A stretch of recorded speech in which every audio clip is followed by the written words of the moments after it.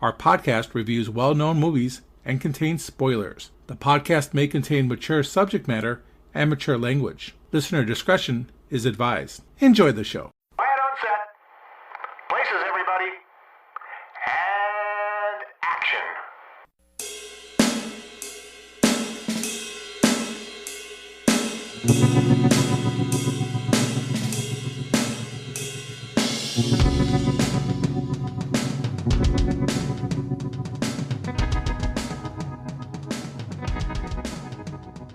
Welcome, everyone, to the Hooked on Movies podcast.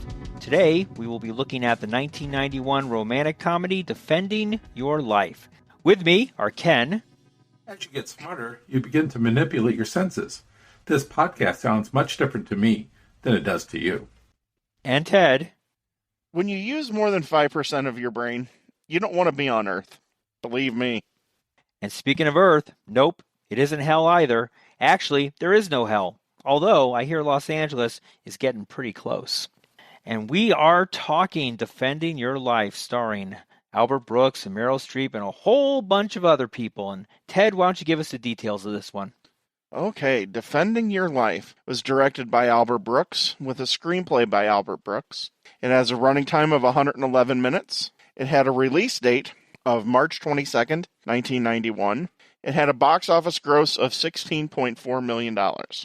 Defending Your Life stars Albert Brooks as Daniel Miller, Meryl Streep as Julia, Rip Torn as Bob Diamond, Lee Grant as Lena Foster, and Shirley MacLaine with a cameo appearance as the holographic host of the Past Life Pavilion. And such a great cameo it is. It is. It's wonderful. Tell us about the reviews of this one. So yeah, the critics on this movie are pretty unanimous. The critics' score on Rotten Tomatoes is a certified fresh of 98%, and it has an audience score of 83%. Just completely positive.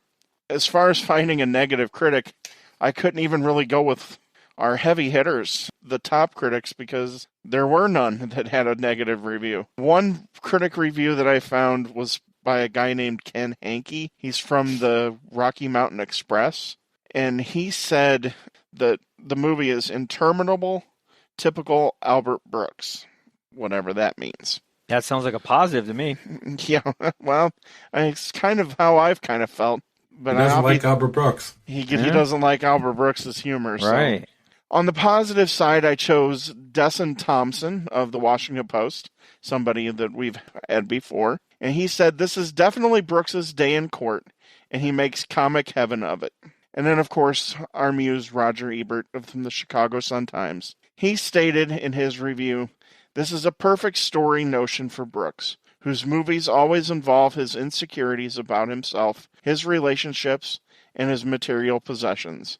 But his notion would finally have no place to go if Brooks didn't add a romantic subplot in which he falls in love with another sojourner in Judgment City. The movie is funny in a warm, fuzzy way and has a splendidly satisfactory ending, which is unusual for an Albert Brooks film.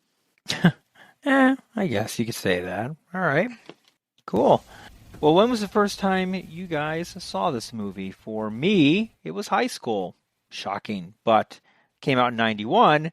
I was in high school in the early 90s, so I did not see it in the theater, but I did see it a year later when it came on video. I do remember that, and I remember it was a movie that was definitely one that I definitely wanted to rent, and it went very well, I guess you could say. How about you, Ken? I saw this in the theater. Oh, did you really? First run? Yes, first run. Wow. From my recollection, I really enjoyed the idea of this movie, so I saw the trailer, and being a Christian and thoughts of the afterlife, I was interested in the take of this movie. So yeah, I saw it with a couple of friends, and then it was kind of a staple in my movie watch for a while, because it was on cable a lot after that. I was going to say, breaking away from the cable watch there initially, are we going to continue the trend here, Ted? Theater? No. Oh. This week was the first time I've seen it. No kidding, really? Yep. Oh, your virgin eyes and ears, first time. Yes. Oh, this is a present. Excellent. Oh, yeah, okay. it was. Yeah, Here again, I can't believe that slipped by me, but it did. Well, I am definitely looking forward to your review, seeing this one for the first time. Well, Ken, why don't you tell our listeners out there the plot of Defending Your Life? Defending Your Life. Daniel Miller dies in a car accident on his 39th birthday and is sent to Judgment City, a kind of temporary paradise for the recently deceased. The city is a waiting area staffed by all-knowing and efficient but largely condescending bureaucrats who, having themselves moved to their current new universal phase, mostly seem to be gingerly looking down on the new arrivals who will have their most recent lives on Earth judged over 5 days each before 2 judges. Amenities and activities are provided, from delicious all-you-can-eat, calorie-free buffets to bowling alleys and comedy clubs. Daniel's defense attorney, Bob Diamond, explains that people from Earth use so little of their brains, anywhere between 3 and 5%, that they spend most of their lives functioning based on their fears. If the court determines that Daniel has conquered his fears, he will be sent on to the next phase of existence, that he'll be able to use more of his brain and thus be able to experience more of what the universe has to offer. Otherwise, his soul will be reincarnated on Earth to live another life in another attempt at moving past his fears. At Daniel's tribunal, Diamond argues that Daniel should move on to the next phase, but his formidable opponent, prosecutor Lena Foster, takes the opposing argument. Each utilizes video-like footage from select days in Daniel's life to make their case to the judges. During the procedure, Daniel meets and falls in love with Julia, a recently deceased woman who lived a seemingly perfect life of courage and generosity, especially compared to his, which also explains why her fancy motel lodgings are so much nicer than his. Daniel and Julia spend time exploring Judgment City, including the pavilion of past lives. In the meantime, things do not go well for Daniel. Foster shows a series of episodes in which Daniel never manages to overcome his fears, while Diamond vigorously attempts to portray Daniel's actions more positively, sometimes praising his client's restraint and thoughtfulness. Before the last day of Daniel's hearing, Julia asks Daniel to spend the night with her, but despite his strong feelings for her, he declines. The next day, Foster plays footage of Daniel's previous night with Julia. Foster argues that this clearly underscores Daniel's fear and lack of courage. It is ruled that Daniel will return to Earth, while Julia is judged worthy to move on. Before saying goodbye, Diamond confronts Daniel with the knowledge that the court is not infallible, and just because Foster won, it doesn't mean she's right. But Daniel remains disappointed. Daniel boards the tram, poised to return to Earth, when Julia yells to him from a different tram. He manages to desperately unstrap himself, claw open a door, and leap, dodging other trams and suffering minor electric shocks to get to Julia's tram. She is unable to open the door, and he is unable to enter her tram. He clings to the outside of the moving vehicle, hanging on the door and trying to pry it open. She yells in vain for the driver to stop. They tell each other they love each other. The scene pulls back to show the entire event is being watched by closed-circuit TV by Diamond, Foster, and the judges in the chambers where Daniel's hearing took place. Diamond remarks to Foster, "Brave enough for you?" who gives him a slight, smiling acknowledgement. One judge whispers to the other, who then sends a message ordering the tram doors to open. Daniel and Julia are reunited, applauded by the other passengers, and embrace as they are allowed to move on to the next phase of existence together. The end. All right. Well done. Let's start talking about this movie. We'll kick it off with the opening scene. Obviously, Daniel is celebrating his 39th birthday at work, and all his friends get him a bunch of gifts, and he is in the process of buying a brand new BMW that he's very, very proud of. That was the car to get back in like 1991 was a BMW. Everybody wanted a BMW back then. Yes, it was. It's just ironic because in Lost in America, he was buying a Mercedes. So, right. Yeah, it just is furthering the whole idea of, I guess, yuppiness. It's a yuppie thing to get. Wasn't his job advertising, too? Yes. In this one? Yes. Okay. He's an advertising guy. I love the scene where he's in the Jeep with his friend driving to pick up the car at the dealership, and they have that conversation about, why do people drive these things? Right. Yeah. George Patton drove this. Right. Yes. General Patton. Follow me, soldier. Yeah. Just some. I love the conversation that guy has with his wife. You know, it just seems like he doesn't really care what she's like saying on the other end. Not at all. I like the fact that the big gift that everybody got him was a CD player. Well, yes, we're talking 91 here, the height of Yeah, CDs. I remember. So It's funny. technologically advanced, he didn't think he got the CD player in the car.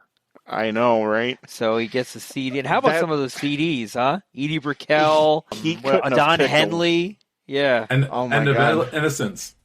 End How's of the that for- Innocence. That came Yeah. out in 91. Edie Brickell, New Bohemians, Barbara Streisand. Some. See, that's the issue I have here. He Why? died listening to Barbara Streisand. Oh. I mean, That's come a on. hell If of I a could way only to- be that lucky. Come If I could on. only be. That was How a dare we horrible all we choice. all have to No. listen to that. I mean, that Yeah, was right. The voice. Yes. That was the worst decision that he made. He should have went back to Earth just based off of the fact that that's the music he was listening to when he No, died. the worst decision was Oh. I love Streisand. I have no I do apologies too, but about that. that was It was a the bad song CD. he chose that was bad. Yeah. Yes. And I love the conversation he has with the car dealer when he's picking up the car. Gary Yeah. Beach Yes. Beach from the producers. Gary Beach. Yeah. That's right. I was really happy to see him. I was like, wait a second, where do I know him from? And I'm like, oh yeah, we just did his movie The Producers. So That's what he's well known for, and just died recently too. you look like you've lost weight. Wait, you've seen me like just 3 days ago. Right. What And he's is got it? that nut job on the phone. It's like the car smells or it's smoking or something. And he said he uses a joke about dry cleaning and Right. Yeah, she's got no sense of humor. Then the guy in the background is dealing with the customer saying that the car stinks too. So it's, It's a really, running gag. Yeah, He walks out and he sees a 750 IL. yeah.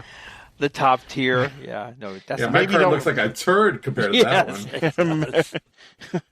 Maybe don't show him that one before you show him. The one I Right, bought. right. This movie's got this movie, I mean, directed and starring Albert Brooks, it was just made for him. I mean, there's so many great one-liners in this movie. What's that with him with car salesmen too? I mean, we get this in Lost in America with him, buying a car. Hans playing himself, yeah. Is he rehashing old stuff? I mean, he's an advertising guy who's buying a car. I mean, it's the same thing. But I mean, and then of course the car salesman, typical car salesman fashion, says, you know what? If I had to choose between these two cars, Right. I'd choose the one that you get. And he's Yeah, like, you're, of course. you're an idiot. I You're love just it, like, it's like, have you lost weight? It's like, well, I did write you a check for $39,000. $39,000. Yeah. That's what it is. Boy, $39,000 BMW. There's a ship that has sailed. Yeah, big time. Do any of you have a problem with the way he just has to reach for the CDs for how long he's trying to reach for the CDs? You mean when they fall between the seat there? Yeah, I mean, It's a little extreme. it's CDs. They're not going anywhere. It's not like you're popping in CDs Yeah. left and right. You're It's listening not to a Streisand. 6-disc. You got Streisand going. Just keep driving, right? It's Right. one thing if he took his eyes off the road for a second Right. and somebody just turned right in. But he was like a good 5-6 seconds down Maybe there even just- 10 seconds just driving Yeah, without, it's- yeah. Just to play devil's advocate, it's established very quickly that he has no idea how the CD thing works. So maybe he thinks that after a song he's got to change to another CD. I don't know. I doubt that. I Don't think he he's just, that stupid. I don't know. Just a moment of weakness and First, he cuts a bus? Or, no, not bus. Yeah, he a cuts truck. almost He's a driving truck. down the He's- middle of the road. Yeah, he's all over the place. He's not paying attention. I mean, they're trying to allude that he's going to die, but they're kind of playing with us a little bit about when it's going to happen. Sure.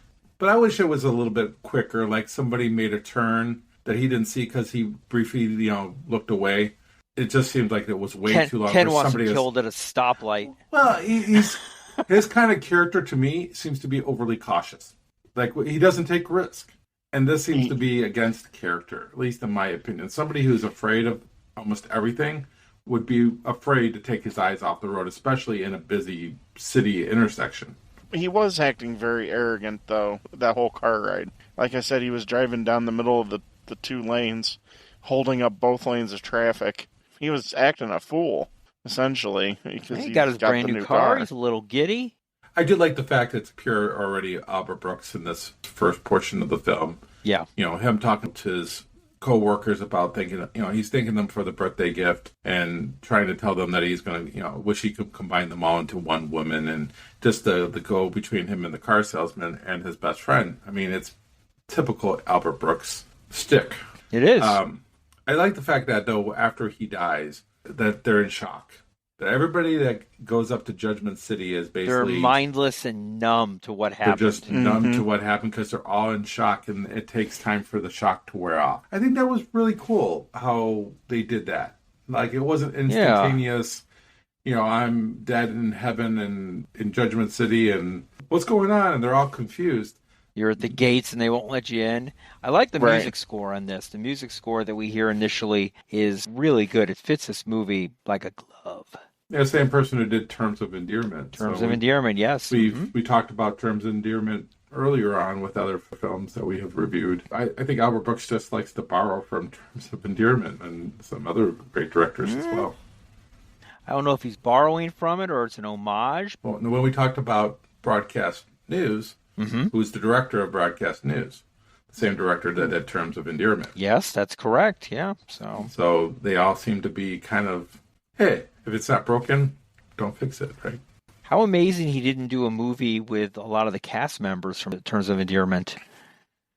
Well, you got Shirley MacLaine in there. Yes, he did. He did get briefly Shirley MacLaine. We can talk about that. That is a great cameo because at this time in 1991, she was one of maybe a couple, and I'll be honest, I can't even think of the other celebrities who was hardcore into reincarnation and the afterlife and was on TV shows and talk shows and infomercials and books.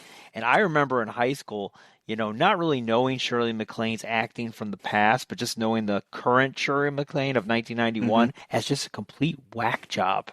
Just a complete nuts. I remember that. Yes, because she was full tilt in. She was all the way into reincarnation. So when you get her for this movie and she is the hologram for the Hall of Past Lives, I mean, all the people are like, I can't believe it. You know, it's... I don't know how she got the part exactly. I'm sure he had her in mind, but I was thinking about this. Oh yeah. Because Meryl Streep and her did a film together called Postcards from the Edge. Yes. In 1990. Right. And Albert Brooks was at Carrie Fisher party, which of course that movie is based off of Carrie Fisher and Debbie Reynolds. A lot of cocaine at that party, huh? Yeah, and probably. I would imagine so. And then, of course, that's where he got Meryl Streep to come on board because she asked him what he's doing as far as next film, and he got her on board. So I'm wondering if that same connection. He's friends with Carrie Fisher, and that probably at that party because of that film, probably. Oh, sure, yeah. I'm wondering if that's how he got her to agree to that. Well, that's what I read, that's exactly how it went down, that being friends with Debbie Reynolds and Carrie Fisher, because he actually went to high school with Carrie Fisher. Did you really? And, so they were longtime friends, and he was, of course, then friends with Debbie Reynolds. After doing Postcards from the Edge, he wanted Debbie Reynolds to do the part, but she was busy, so they asked Shirley MacLaine for him. There's nobody else you can get for that part, but no, Shirley because MacLaine. she's like Eric said. I mean, I remember that too. My mom and dad knew who Shirley MacLaine was, and was like, you know, she's a really good actress, and and now we can appreciate how good of an actress she is. But when we were younger, stupid like teenagers. It was like, she's cuckoo for Cocoa Puffs. That's right. And but I also knew that she was a great actress. I mean, I knew her from The Apartment. In Terms of Endearment, of course, we just talked about that earlier. At that age, in high school, I had never seen The Apartment or Terms of Endearment. I never knew anything about I just knew her from going around the talk show circuits, talking about reincarnation. And I remember my parents also saying the same thing. She's really gone off the deep end. I don't know what's going on with her now. That's exactly what my But it's parents awesome said. that she could actually kind of make fun of herself in this movie. It's a little bit of a jab at her, but she's got the thick skin to take it, which I think is great now. Well, you see why she was friends with Carrie Fisher. Oh, sure. Carrie Fisher absolutely. had that same sense of humor. Yeah. Shirley MacLaine's no longer like that now. She's able to laugh at herself, which is something that, of course, Carrie Fisher did a lot. Oh, she was so high in cocaine, she was always laughing at something. Not before she died, but... Yeah, so sad. It's very sad that she died so young, but that's for May when we talk about Star Wars. Yeah, I think it's very interesting that, they get to the hotel, they're greeted, they go to sleep, and the next day they're feeling good and they're. I like they're how he tries to tip the guy. He's like, tries to tip the guy. Thank you for the effort. I appreciate the effort. Yes. Yeah. I do like that too. I like that it was a strain. It makes it feel like they had to go through something to get Yes. there. It adds just a little bit of weight to the fact that they're dead, and it's a traumatic experience. And I do think it's pretty funny, though, that everybody else that's around him is geriatric. Oh, yeah. it's old. Yeah. The old lady later goes, "Oh, so young. AIDS?" AIDS? Yes. AIDS, yes. He's the outlier of everybody that's coming through there. And I like it because we don't have to go back and forth about what happened to him. He doesn't have to ask so many questions because he can't answer Right. any questions. They're told what happened, basically, what's going to happen for the next day, or so they get to see all these billboards about what they can do in Judgment City. And I think because if you had that going back and forth, it would drag the movie on a little bit. And I just like it that they get it out of the way with just being kind of comatose. Yeah, Yeah. you don't have to explain everything. You're right, Ken. If every little single detail had to be explained like a lot of movies do today, it would kind of be a slog. In this case, giving it that broad brush of just the day, you're here, you're out of it, you're not thinking straight, sleep on it, tomorrow's going to be a new day. That I think is a great approach. And I like how at this point now we have the entrance of Bob Diamond, which is just an awesome name, Bob Diamond, for an attorney, or by the great Rip Torn, who a phenomenal actor. One of my favorite shows of all time is the Larry Sanders Show with Gary Shandling, and he is just incredible as Artie in that. He also recently died just a couple of years ago. Yeah. Granted, he was 88. 88, but hey, it's I liked him in the Men in Black movies. That's where I know him. And Summer Rental with John Candy. He wanted somebody from Easy Rider to play this part. He wanted Jack Nicholson. He wanted Dennis Hopper, but they Why, so you could passed. pull a knife on him? Yeah. Well, he really wanted Fonda, Henry Fonda? Peter Fonda, Peter Fonda. and Henry Fonda. that's who he really wanted, and the studio said no because the Peter Fonda was not a star anymore. He had to go with somebody else. And I guess Rip Torn was supposed to have the Jack Nicholson part in Easy Right. Rider, which is kind of Correct. interesting. It is. But it was Yeah. because of that pulling the knife part. Yeah, that I think he lost it. But yeah. Right. Allegedly. Allegedly. Yeah. As the He courts does would say. He does a pretty good job here, Rip Torn. I Rip do Torn like- in this movie, he's Yes. incredible. I think He he's is awesome. He is top tier in this movie. I think his he's mannerisms, his acting, his sarcastic wit. Even when he's talking down to you, he's not Which really is a lot. talking down to you. Well, right, but he's not. He doesn't seem like he's talking down to you because he Right. splashes that sarcasm, a little bit of humor behind it. Right. It's like you wouldn't You like little this. brains. You We little talked about brains. it. Yeah, He also comes across that he does really He like likes Albert David? Brooks. yeah. Yeah, he really Or Daniel. does. You get the feeling that he really does have an affinity for him. Granted, when he's looking at the file initially, he's like, "Oh, what's her name's gonna have She's a gonna field have a day with this heyday." one." He Right. knows he's got an uphill battle, but he's still looking at the positive of Daniel. He's always trying to keep him upbeat. But if you really look at the responses to the arguments from Lee Grant's character, they're weak. His defense in this is really weak. Yeah, but her case She's- is weak too.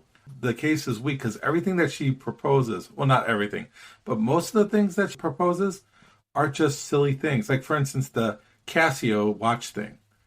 Yes. I didn't think that there was any fear there. He just made the wrong decision. And it Well- wasn't about wrong decisions, it's about fear. Here's my complaint here. As coming into this with fresh eyes, a couple of the problems that I have with her arguments is I know that they're basing this off of fear, and that's what is supposed to be driving this case. But she brings in morally questionable things that he should have done. And Daniel's kind of right. You want me to use the insider trading knowledge of something that's illegal? Basically, she's saying that he should have done something illegal and made a lot of money. And that would have showed that he had no fear. Also, too, when she makes the argument about him not having sex with Julia, she doesn't take into the count the moral part of the other side of that argument. She doesn't take that into consideration. I agree with you to a certain extent on that, but I don't think it was about sex. I think it was about love. Because the thing about that is Julia says, I love you multiple times. And he doesn't say it back. And that's what hurts her feelings. That's why she goes to bed. Maybe she puts the do not disturb on her phone and stuff because of that. And I think if she would have said that, then there's a better case for that. That's a better argument that he was afraid to say I love you. But just the fact that he didn't go back to her room with him, I just think that's the wrong argument. That's where I'm coming from. That's why I'm saying her case is kind of, it doesn't make sense to me. And then, I mean, the whole time where Rip Torn's not there and you have Buck Henry as the lawyer backing him up and he doesn't say anything, that whole thing was just, none of that's fear-based. That's just making the wrong decision. And that wasn't what the case was about. And she goes, some of it is fear-based, some of it is just plain old stupid stuff. But everything they played was the stupid stuff. It wasn't fear-based. Watching it again this time around, I was just a little frustrated by it a little bit because I really didn't think she really had a case. The prosecutor, she chooses things that are kind of morally ambiguous. Yes, I would agree with that. In that scene where Julia invited him back to the hotel, part of that scene, he almost says the word afraid. He says, and stops and uses a different word. So I think she was using that in her He's tired argument. of being judged, he says. Tired of being judged. And he almost said the word afraid, but then changed it. I think he changed it to judged. And I think she was using that as her argument because the whole thing about Judgment City, everything is based off fear. I mean, initially, you're right. It sounds like it's based off money because the first arguments, everything is monetary driven. But she does make some good arguments about his fear of speaking. Yeah, some of it, but I mean, some of it, but you're right. But if you look at it, the Casio watch thing, there's no fear base there. It's not. It's not. It's made a bad decision. And I know invested in cattle, right? Yeah, I know what Ted's saying, and if he uses the inside information or not, I know it's illegal. That could have been argued, but his argument was Japan doesn't make watches. Yes. Who makes watches? The Swiss. Germans. And possibly the Germans. And right. That makes sense. What he is saying makes sense at that particular time because we're probably talking about early 80s, right? No, 70s. Mid-70s is when the Japanese watches really started to become popular. If that's the case, I think he goes by what he thinks is correct. He doesn't act like he's afraid. He acts like he knows what he's talking about. Mm-hmm. And it's not like the Casio brand was doing well at that particular time because they weren't. No. So I just think it's trading at $6 on the share. I know, and that investment would be worth, what, $39 million or something? Something like that, yeah. And I guess our biggest problem also is Buck Henry being the defense and not saying a word where that's his whole thing. It's just like Heaven Can Wait. It's his whole spiel. That's the whole point of Buck Henry's character is he's so smart that he doesn't have to say anything. That's the running gag and getting Daniel's reaction every time he says, I'm fine, I'm good. He's chummy with the prosecutor.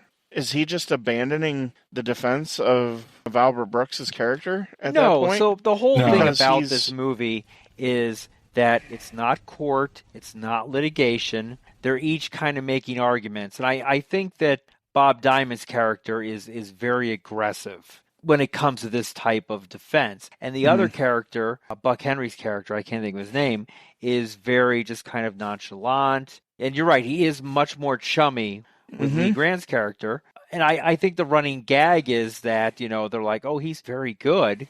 He does things a little differently in Bob Diamond, but he's very good. And the interesting thing is he never rebuts to anything that she says or gives any kind of defense 2 or 3 times. And you see Daniel's head turn every time he's like, I'm fine. Nope. No That's rebuttal. the problem with the running joke, though, is some of us are not getting the running joke. You're getting it, but you could tell that Ted and myself are not getting it. Well, that's because you only use 3% of your brain. Right. I was getting as upset. Ultimately, it is funny because it's a funny little thing that he keeps getting upset. But I was kind of getting upset with him as well. It was like, why aren't you saying anything? I'm like, that's not fair, especially when he walks in the door. But that's the running gag is when he's asking him, he's like, you don't know me. He's like, oh, I know everything about you. I know your case. Everything is great. So he goes in there thinking that, okay, he's going to be a good defense whatever, litigate or whatever. Oh, he's not thinking of that at all. He's wanting a mistrial right there. He or wanted to delay. Right. delay and stuff like Right. that. He wants to mistrial, but then he's like, okay, well, let's move forward. And then that first time where he doesn't say anything. Well, he doesn't even say that. He actually goes to the judge and asks them if that his lawyer is not there, and they say that it's common practice. My Right. problem is that whole scene, though. She did something special for one of the judges. He sees that. And We he's don't know like, what "Oh it my is, goodness, but yes. we don't know right. what it is." And of course, the Casio watch that the other judge is wearing on his wrist and stuff like that. Right. The So Casio you feel Corporation. bad right. for Daniel right here because Yeah. he's kind of put in a situation where, of course, he's going to think the worst. Right. That's right. doing all That's- these things to him. And I know it's playing for our effect, for our amusement and things of that Correct. nature. But at the same time, the argument that they're presenting is the one that Rip Torn would be all over and would be able to destroy, because none of the stuff that she was showing had anything to do with the case at all. Had nothing to do with fear. She showed clips of him making bad decisions. I love it. They're all laughing. Right, they're- like 168 of them. Yeah, but they're And not rape. fear-based. They're just stupid decisions. Just mistakes. It's a And comedy of errors. And I But- think with this scene, if I remember right, after this is when he meets Julia's attorney, if you will. Yes. And Was it Steve? everything, it almost seems like the guy's hitting on her. Everyone there's- loves Julia. Everyone Yeah, they're sucking loves up to her big and time. then when he goes in there afterwards and kind of catches the tail end of the house fire, they're like, "Oh, I just wanted to see it one more And time." the prosecutor says, "I just wanted to see it again." Yes. Oh, I got a awesome. question. Why is Julia even here? Okay, we go back to the I know, right? past lives pavilion. What? She's a knight. She's Prince Valiant. Prince Valiant couldn't move on to the next level, but she can. I just don't understand this. If she has past lives of people that were like Well, very he worthy probably people. had Buck Henry as his defender. Probably didn't say anything. I just felt that was just a big setup. And it is kind of the- funny that you're right. She only needs like one day, right? It's like, why even bother? Oh, yeah, She's got like the they're- perfect life. They're talking about her cat. And Yeah. it's like, he Was goes, it a "Look, she's Persian? going back in Yeah. for the cat. She's going back in for the cat. But Do I you think that's the like, way she really died? She died slipped in Yeah. a Do you pool. think that's how she really died? or Yes, did she I do. just make that up? Absolutely. They don't make Yes. that up. No. No. Okay. I think she would die on accident because she doesn't have fears. Though she says, "You think I have it all together, but I don't." But she did have what it sounded like a failed marriage. Yes. And A I marriage don't is know, good sometimes, right? I don't know if she was still married at the time that she died, but if she was, could there be a fear of leaving him? He did ask her, he did say, "Were you married?" He didn't say, well, when you say, "Were you married?" and she said, "Yes," I'm thinking they meant at the time of death, "Were you married?" That's what I was And he thinking, asked, too. how was your marriage? He said it's good and bad. There were good points. Definitely an unhappy. He wasn't there when the fire was going on, though. No, he was not. They And might she have been was- separated or something for a while. Maybe he died in the fire. I don't know. 'Cause we don't see him. She didn't save him. I think She that went would for the make you cat. go back. She went for the She would Persian. make you go back. I think you go back to Earth on that one. Right, Just- right. That's why we had punch. to have a trial. It was just Yeah. that little minor thing. I do like her, and I love Meryl Streep. I mean, who doesn't like Meryl Streep? But Well, this, as we said when we first started this podcast, and I said who's my favorite actress of all time, and it was Meryl Streep. yes, She's awesome. We can't give her any more. And her laugh in Plaudits this than is what? just so great. She is. She's just and great. I do movie. believe that Albert Brooks made her laugh and Albert Brooks said this in an interview that Meryl Streep, "Can you laugh on cue?" And she goes, "I can laugh if you can make me laugh." So I believe that lots of those laughs are from her Genuine. responding to Albert Brooks's delivery because I he agree. is very funny. She's a remarkable woman because she disappears into any role that she does. And here, what I like about it is I think it's the first role I ever saw her in where she kind of played just a normal person. Like all the other ones were kind of like really strong characters like Sophie's Choice and Silkwood. The first Silkwood. movie I ever saw her in was with my mother. I saw Silkwood. Yeah. I remember That's probably Silkwood. that's probably the first movie I ever saw her in as well. And those are serious roles. Very. And this Oh, is yeah. the first one that I watched that it wasn't a serious role. bubbly and fun and It's bubbly and lighthearted. fun. Yeah. And I liked seeing her like this in this type of role. She could do anything.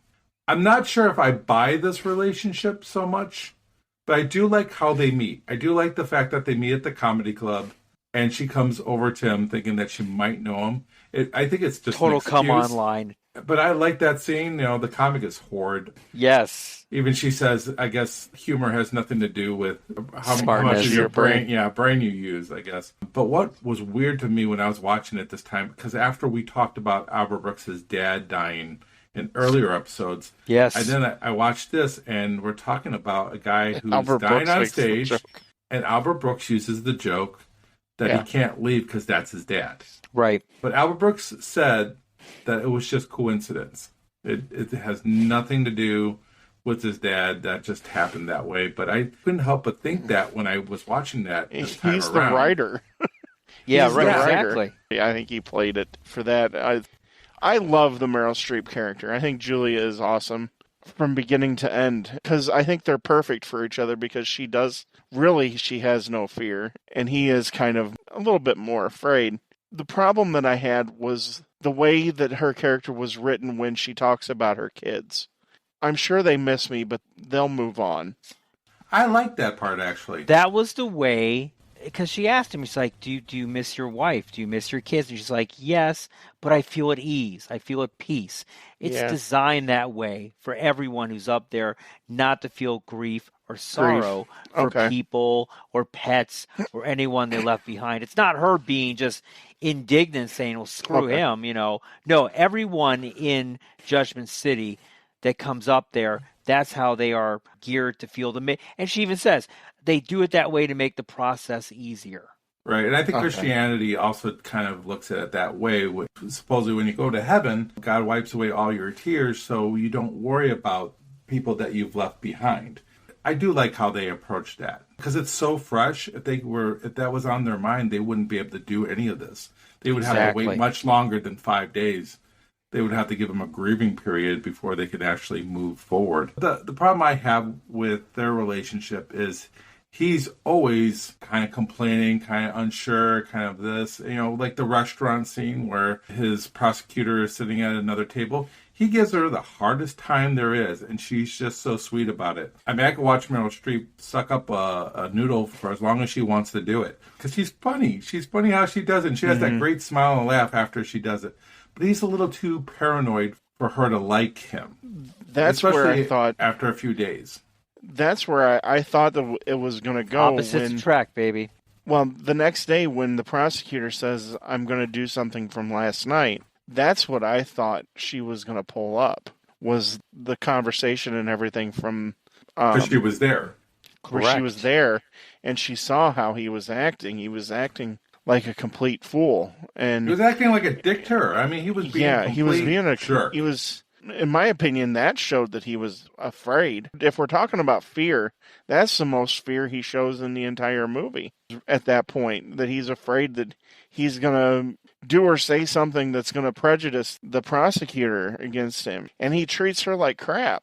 I thought for sure that's how it was going to go, and that's why he was going to go back, and Meryl Streep's character was going to go on. So even before that, he's doing things like, well, I hope you're not sleeping with your attorney. He's making these accusations. He's being funny about it, but at the same time, he has a little bit of a serious tone to it because he's worried that might be the case. The only reason why I think they fit together is he makes her laugh. Exactly. And I'm wondering if she didn't have enough laughter in her life because of the marriage situation. That's a very good point. I'll bet you she didn't have a lot of laughter in her life, and she's very attracted to him because he makes her laugh. Yeah, that's the number one thing I could think of why. But the problem I have is half the time he's a jerk to her, unfortunately. And that's because he's paranoid about everything. He's paranoid about her being another... I mean, he kind of gives her a little bit of a hard time about going to this party. And, I mean, he jokes it off a little bit, but at the same time, like I said, there's that little jab at her. Like he doesn't trust her or whatever the case may be. Whatever. Yeah, I did get that. So, I mean, if this was a little bit longer than, let's say, 3 or 4 days together, then that's different. But she's already saying, I love you after day 3. I mean, yes, it can happen, but based on how he acted at the restaurant just before they came back with all those pies, which is funny because he didn't leave with all those pies. No, he when did she not. says that. No, when he she didn't. says maybe he left him on purpose, right? Because he didn't want him in That's the what I first place. thought, yeah. But because they're so gifted actors and they're so good at what they do, I kind of overlook it. At the end of the day, I still want them to be together, even if I think it's a little bit off. This is another question that I kind of had, that I kind of got the feeling, especially because of how the movie ends. Was Julia planted for him? No. No, I was don't believe wondering so. that, though, as well. Because of the fact that at the end, when Rip Torn tells him, you still got this. How are you going to remember that you still got this? You're going back down to Earth. You're not going to remember any of this. But he's kind of giving him a pep talk. Yeah. And it's almost like he knows that he's going to do this. I mean, they just happen to be across from each other. They just happen to see each other. I think in a certain way that it was set up. I don't think the whole thing was set up that way. I don't think the relationship was set up that way. But I do think maybe the end of it could have been set up that way for this to happen, to give him one last shot. To see how he would react. Yeah, to give him one more time, because why else would you be watching? To see if the bus just goes by and he doesn't say anything. It made me question a lot of the stuff that happened, and then you get Rip Torn. He says her name, and then he blows it off because he uses 51% of his brain. It's like, oh, that's an interesting comment. If they're sitting back watching the rest of this play out, I have to think that that's got to be the case. I got to think that because she showed something that happened in Judgment City, that he could show something that happens in Judgment City. I would like to think they kind of brokered a deal because of how crappy Buck Henry was. Yeah. That they're like, dude, you just railed this guy for a whole day of his defending himself, and you railed him. I mean, he didn't get a defense at all. You give me this opportunity, kind of a thing. I don't know. I'm glad that they do, because, of course, I want them to be together.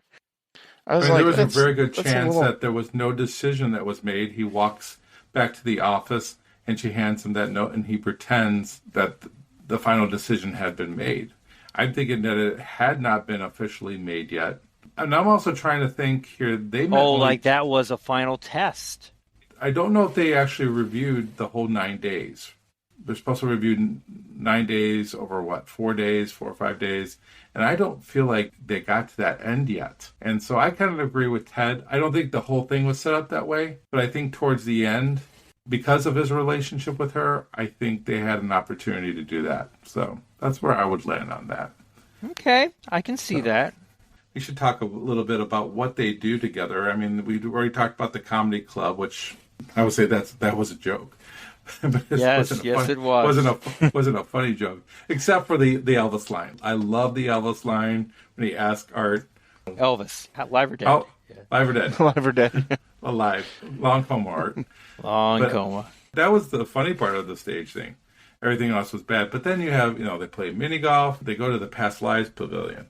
When I saw this for the first time, it cracked me up watching him watch his past life as that guy running away from something. Lunch, man. Lunch. It was a lion or a tiger or something. Yeah. Yeah, he was an African being chased by a wild animal. What are you? Dinner. And then you got that old guy who was like this little English girl. Yes. Yeah. Coming, Mumsy. It's like, what the hell? It's funny, this whole movie. And the old lady was the sumo wrestler. Yeah, the reactions are priceless from the people. Yeah. When Shirley MacLaine comes up, they go, oh my God. You know what? There's a lot of references to God in this movie without saying that there is a God in this movie. Like, for instance, when Rip Torn's told that the prosecutor lost a case, he's like, there is a God. There is a God, right. Yeah. Granted, it's said in joking, but it's still funny how that is kind of used on and on throughout the whole movie. It's a very quick movie. Albert Brooks likes to keep everything short and sweet. And I think in this movie, it works better than it does, let's say, in Lost in America, because we don't need to know really much about them, because we already know enough of their backstory to kind of make it all work. So there's nothing here that I would add or take away from this movie. No, I think that we get to see how his character is shaped by him having to defend his life. We do get the backstory about why he is kind of the way he is. Well, of course, that's the whole point of the movies. You get to see his past life and from being a kid bully to all the fears and bad decisions, and you kind of see some of the good decisions he's made too, obviously. But I like the scene where they're talking about he's practicing his negotiation for the salary with his wife. 65, and he goes That's in at 49. I'll take it. I mean, we're not supposed to like his wife anyway because he says these bad things basically about her. But I love sushi restaurant scene. Yes. When he goes in there, and those guys are just hilarious. 9 days, like it's everybody's talking about 9 days being a bad thing. They talk about 9 days, and then the guy who gives them all those pies, he's like, "Ooh, 9 days. 9 days. I'm going to bring you some pies." Pies. Right. They talk about all the food being like really yummy and all you can eat. But then he asked about, I think it was kind of like a squid thing. And the guy said it'll make you throw up or something like that. No, he asked about some type of a food, and because it was for smart people. It was a smart person it was a smart person's food on the menu, and he's like, "Oh no." I think the food thing was kind of interesting. The all you can eat and not gain buffet. A pound. That's awesome. Not gain a pound. I think they could have played on that a little bit more than they did. I mean, we get to see it at the Italian restaurant a little bit better when they get all the pies, and the guy's going to bring him all these steaks. Yeah. But I don't think he ever brought him the steaks because all he has with him is the pies later on. Yeah. Pie boxes, yeah. And of course, she has the noodles. But I enjoy the sushi restaurant. And then he's talking to the Larry Flint wannabe guy. I'm the one who coined the phrase all nude. All nude. He's like, 15 days. He's like, oh. Yeah, the 15. You wondered what's going to happen to this guy if he has to have 15 days, right? And then just when he has to leave, he's like, "I'm not leaving. I'm just going to take a piss." And they're like, "Take a piss." Yes. It was pretty funny. So, guys, just out of curiosity, if you died and you went to Judgment City, how many days would they review on you, and what would you be concerned about? Why don't we start with Ted on that one? Yeah, oh, Lord. 15 days for Ted. 23 days. How many days would I have to defend? What was Julia? 4 days? I think so. I think four. Yeah. Yeah, I have a feeling that it'd be closer to the 9 days, probably. And why is that, Ted? I've made decisions in my life that probably weren't the smartest. This podcast? But no, this is actually I don't want to get too sad because we are kind of having fun, but I think I have a good shot of moving on, though. A couple of times when things were presented to do something brave, I did. I left my home and moved up here. Michelle and I were engaged, but I didn't know if that relationship was going to ultimately work out. Now, if was hoping we're it would. talking about Judgment City, are we basing our answers on fear only? Well, it's based on the movie, so I would say yes. So it's going to be fear-based. Yes. I approached that with bravery. I made the right decision to move away. I took being let go from my first job up here in stride, and it turned out for the best because I got a job with Ken, and I found my best friend. I mean, I faced that pretty well. A lot of challenges with me. I feel like I'm pretty lucky as far as that goes. I think that, I made bad decisions throughout my life, but a couple of the biggest things that have changed my life, having a best friend and having a family, I think I have would have a good shot of moving on. As far as what I would be worried about, would have been not having the courage to go to follow my dream and go to the University of Notre Dame and put everything I had into achieving that particular goal because I was told that I wasn't smart enough. That would be something that I would be worried about. How about you, Eric? I'm going to keep mine simple. I think I'm 7 days. I'm not 15. I'm not 4. I think I'm right with Albert Brook's character.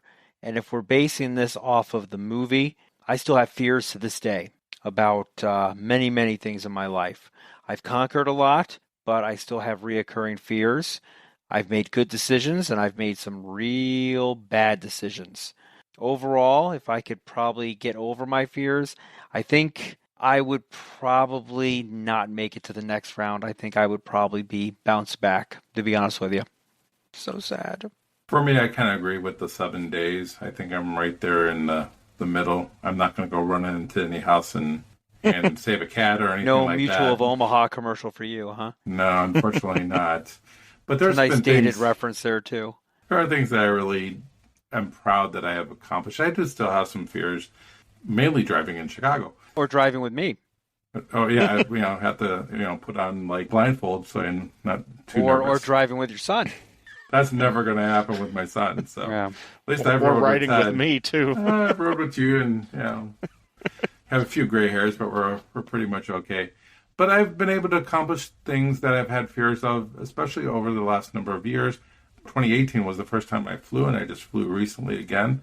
I was always afraid of doing that, and I've accomplished that. I do karaoke, so going on stage is not a fear for me, and we doing this podcast. So there's been a lot of things. I think when it comes to relationships in the past, I've had some fears, but I think when you get married, I think that's the ultimate conquering of a fear when it comes to love. If you can actually get married, and the only thing that would have been stopping you would have been a fear, I think that's probably one of the greatest things that you can accomplish.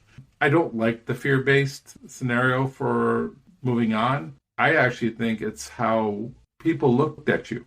I believe in God. I am a Christian. Believe in Christ died for my sins, and that gets me to heaven. But if that wasn't the case, I would like to think how you treated people and how people looked at you should have been the idea of going on to the next level. It doesn't matter how many friends you have, but it was that quality of what people thought of you. People you worked with, people who are your friends, even people just who randomly got to talk to you can actually say, yeah, he seemed like a pretty good guy. I think that would have been a better movie and a better indication on moving on to the next level.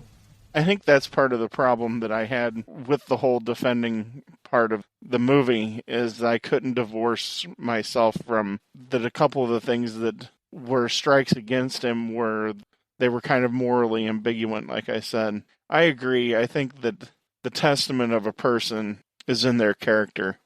I think that ultimately is what is going to cause you to move on to the next level, if it's level based. We don't really know.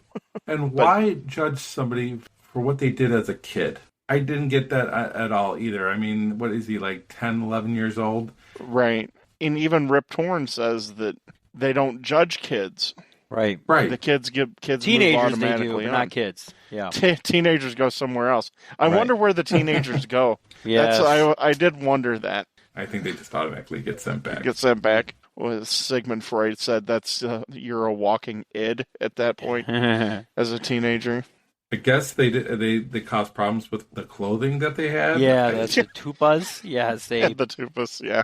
I was amazed how I was okay with everybody was wearing that and how easy it was on the eyes and acceptable. I mean, when Rip Torn tells him that he really looks good in it, actually he does. He actually, all of them pull it off pretty good. I got to give him a thumbs up for the wardrobe department for picking out an outfit that just worked. It looks relaxing. It does. Yeah. What they say about it is actually what it really is. It fits, looks like it's comfortable. If that's what I get in heaven and I get to wear that all day, I'm cool with that. It's like wearing a custom fit robe. Yeah. Yeah, that's what it looks like. Nice, yeah. Are you prejudged before you come? Oh, before here you we get to go. Judgment City? Predestination. Because the reason that I asked that is how do we determine who gets the Ritz-Carlton and who gets the Holiday Continental Inn? and who's in the Motel 6, right? Where's the Larry Flynn character staying, right? Exactly, Yes. right? Because I don't Motel think he's 6? staying at the... Right, he's staying at a level probably below the Continental. I did read a review that said that the Continental is like a Motel 6. I'm like, that's It's better not than a any Motel Motel 6. 6 I've ever stayed in. Yeah, it was a nice motel. It was was a an decent upscale motel. Holiday Inn. Yes. It's almost like an Omni. Do you remember the Omnis? I remember Omnis, yeah. Okay. Actually, he's staying at the Norman Bates Hotel. The Bates Hotel. Yeah, the in Cyprus. Bates Motel, right? That's where he's staying. the motor inn. But how is that determined? What hotel you get to stay in? I mean, why does he ask about giving to charity and things of that nature? I mean, it does sound like there is prerequisite. Why do you get only a few days? why doesn't everybody get the same number of days? Well, they already kind of have an idea, what you're going to be. I think he's kind of like in the middle there. I think he's a tad above the Motel 6. Right. But he's not a 3-4 star hotel. He might be like a 2-star where they give you a continental breakfast after. I mean, because when he goes for breakfast in this hotel, it looks like it's like a Howard Johnson's. It does. It does look like a Howard Johnson's. You're right. Maybe it's how close the decision was the last time you were there. They're pretty sure you're going to move on. They give you the higher status. I don't know. It's kind of odd. It's an interesting topic, but I think they're just leaving that open for us to. Yeah. Where's your Hitler and Mussolini and right. your terrorist dictators? Where are they going? How many days? Well, they didn't have any fear, so maybe they get to move to the next level. Oh, that's a good point. I love it though when he's in her hotel and she's going back to her room and they hear the little dong sound, the dong dong, dong, and it says caviar and champagne. Yes, and he just rolls his eyes. Like, I love that part. It's so cool. Yeah, caviar and champagne being served in the blue room. He's like, rolls his eyes. If you move on, do you then become like what Bob Diamond is? And at a certain point, because I think they said Diamond, if I remember right, he says he went back 6 times. And Daniel went back 20 times. So I think at a certain level you get... You're not a Bob Diamond, but every time you go back, you use more and more of your brain, and you reach that level where you're either in Judgment City, or is there another city? Is it Judgment, and you might planet? Choose your path. You might choose your path, too. There might be choose your own adventure, right? Because it takes some time probably get to that 50% brain level. I mean, he's not even at 50%, and he's like at 48%, right? Yeah, 48, and then Buck's character is 50. 52, I think. Or something. Yeah. Something That's like that. documented. Because she asked him, is that certified? He's like, oh, yes. He goes, yes, oh, yes. Well, Julia says that her defender is using 53% of his brain. And, yes, he's very intelligent. Of course, he's like, I just came back from a world with penis envy, and now we have brain envy. And he goes, he goes, how big is his brain? And she kind of like shows it like a penis. And I was like, right. I caught a fish this big. Yeah. One last question before we get to our reviews. So this is one of those movies that I feel like you could remake. Would you remake this movie? And if so, who would you like to see in that movie? I'll go first. Because I was thinking about this when you posited this question to me before the podcast. So I've been thinking about it. And I think this is one of these things where it doesn't necessarily have to be a full remake. Because Meryl Streep and Albert Brooks are still both around. That you could make not necessarily a sequel, but you could include them into a modern day telling. They could one's the prosecutor and one's the defendant. Yeah, they could be the Judgment City people. Absolutely. Right. Yeah. He has finally evolved. Exactly. Mm-hmm. And he's got some sort of a job and she's got some sort of a job. Seems like she would probably be a defender and he would probably be the greeter guy. But nice. There's a certain few people that I think would really work in this situation. The person that I was thinking of was Zach Galifianakis. I think he could pull off something like this because I think he's just hilarious. As Albert Brooks' character? Yeah, as the character having to defend himself. I think that would be really funny. Yeah. Are you going for more of a slapstick comedy now, or... No, but if you look at his stuff like Between Two Ferns. Yes. Yeah, he can do that sarcastic humor. Very much. Pretty well. I would stay away from like a Will Ferrell or somebody like that. I think that would be too over the top. I would like to see Adam McKay be the one to direct it, though. Oh. Because if it's anything Adam like McKay. Don't Look Up, it's a bomb. Oh, I was so disappointed with that movie. I think I would like Will Ferrell as a defendant. I think he fits in that Rip Torn type of moniker. I could see that. I'm going to go with some of the big hitters of Hollywood just because I can always picture them in there. I like a Brad Pitt. I think he's really versatile. I like a Matt Damon, a Ben Affleck. I think they're very versatile. They could probably play any one of the roles. For a female role, I'm not real sure, to be honest with you. There's a lot of names out there. Nothing's really popping. Well, I got a couple for you then. Okay. To be playing the Albert Brooks character, actually, kind of a flip-flop. So I would go with either Melissa McCarthy or Kristen Wiig. You're going female, huh? I would go female. I think both of them could pull it off. Kristen Wiig, I got that from watching Bridesmaids because of her unsureness, but she also has great comic timing, so I think she could really pull it off. And then Yes. I think Melissa McCarthy could either be, Daniel's character, or she could be the defense attorney because she's got that over the top type of being. I could see her going after the prosecutor. If I would go male in his character, I would go with Paul Rudd. I can see a Paul Rudd. Because he's That's kind a of good choice. everybody seems to relate with Paul Rudd. He would be a sympathetic type of Oh, character definitely. where we would be behind him. He's got That's good a- sarcastic timing too. Exactly. I could see Anne Hathaway too. I do like her. Yeah. I like her in pretty much everything she's been in. And she does have some comedy stuff to her credit as well. If he was a little younger, maybe a Steve Carell would have been really nice Yeah. to have in this particular role as well. Carell could play Bob Diamond. Yes. He could. I can see a hands- Carell as Bob yes. Diamond. Yeah, Very hands so. down. Good. Yes. That'd be hilarious. Mm-hmm. Well, we've had some really good conversations here. I like this little banter with us going back and forth about scenarios of characters, who could play what in a sequel. If we were on trial, how would it go for us? That would be Not some very great well. stuff. Did what? Not very well. Not very well. Give a little plug for our Facebook page. I'd love to have some of our listeners actually post that and see what their opinion would be. But Yeah, that'd be great. It would be great. Let's talk reviews here. I'm curious to see what Ted believes this movie is, since it's the first time he's seen it. So go ahead, Ted. I was thoroughly entertained. I like to go to see a movie that I've not seen before, especially from like this era, because there's so many good movies that I've seen, and encounter a movie I haven't seen. I really enjoy that opportunity. And this didn't disappoint. This was a fun movie. The questions that I had, it wasn't questions because I didn't care for the movie. It was questions that I was anxious to talk to both of you about.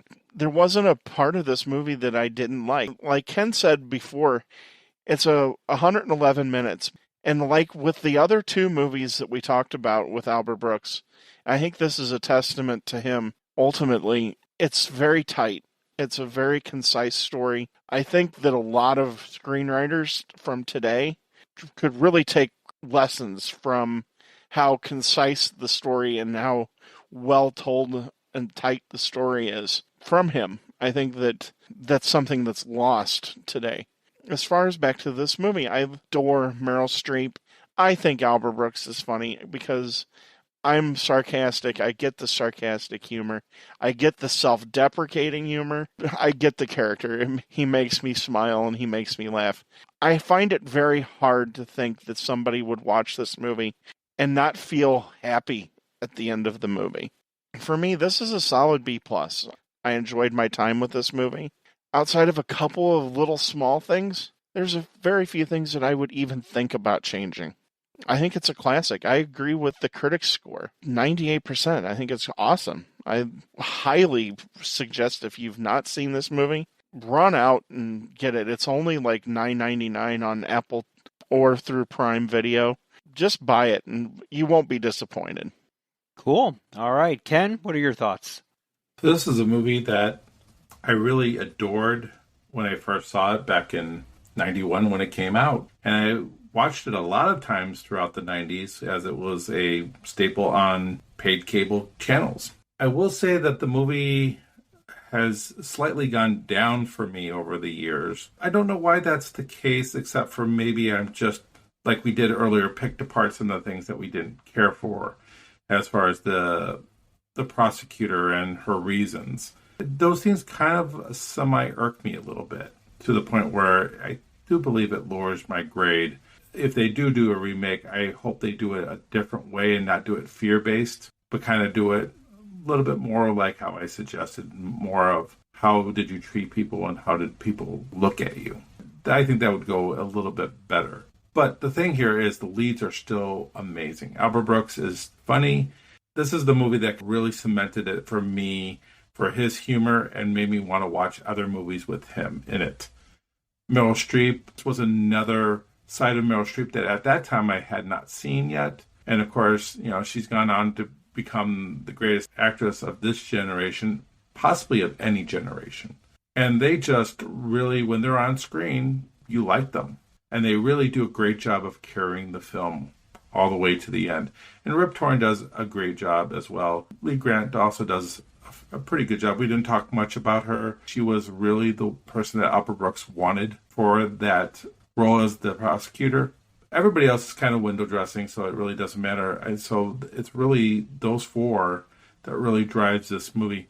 I'm going to agree with Ted. I'm going to keep it at a B plus as well. It will be a movie that I will watch again. Like I said, it doesn't have the same effect at me as it once did, but that doesn't mean it's not a good film. And even if there are things that you question about, just sit back and enjoy it. Don't look into it too hard, because if you do, it's easy to pick apart. Just enjoy it for what it is. It's a good, fun movie. Cool. All right. Well, no surprise that I am a big Albert Brooks fan. And this is clearly one of my favorites with him. You guys made some good arguments. You got me thinking about a few things in the movie, but it does not change my grade. I love the acting in this movie. I love the plot. I love the music. I love everything about this movie. There's a few little nickel and dime things that I might change. Some of the arguments you made did make some good sense. But at the end of the day, this is a movie I watch once or twice a year. So much that I own the Criterion collection of this movie. I hold that only for top tier movies, so I think we know what direction I'm going on this. This movie is fun. It doesn't take itself seriously. Definitely not a religious theme movie, even though it does deal with the afterlife. It's a fun movie. It really is. Everyone does a great job in this. The characters are fun. The banter is fun. The sarcasm is top tier, very subtle sometimes, and sometimes right in your face, over the top funny. Lines, that I use in my life today. So my overall grade in this movie is an A minus. I was teetering on that A, but I really got to hold that one for some really, really top tier stuff. This is right there, but this is an A minus, one that I think if you haven't seen, take it from all three of us, rent it or buy it. If you like comedies, you will like this movie. And that is Defending Your Life. Ted, where can they find us on the World Wide Web out there? We can be found on Twitter at hookedon_movies. And whatever podcast format you're listening to us on, whether it be Apple, Spotify, or Good Pods, if you can, leave us a 5-star review. Click subscribe, and all of those things help us get noticed and get seen. The more reviews we get, the closer we get to our goal of maybe becoming Rotten Tomatoes certified at some point. And also, if you can, check out the Dorkening Network. They were featured on their page of all of their podcasts that we're a part of, and there's some really good podcasts there to listen to. Awesome. And Ken alluded to this earlier in the podcast.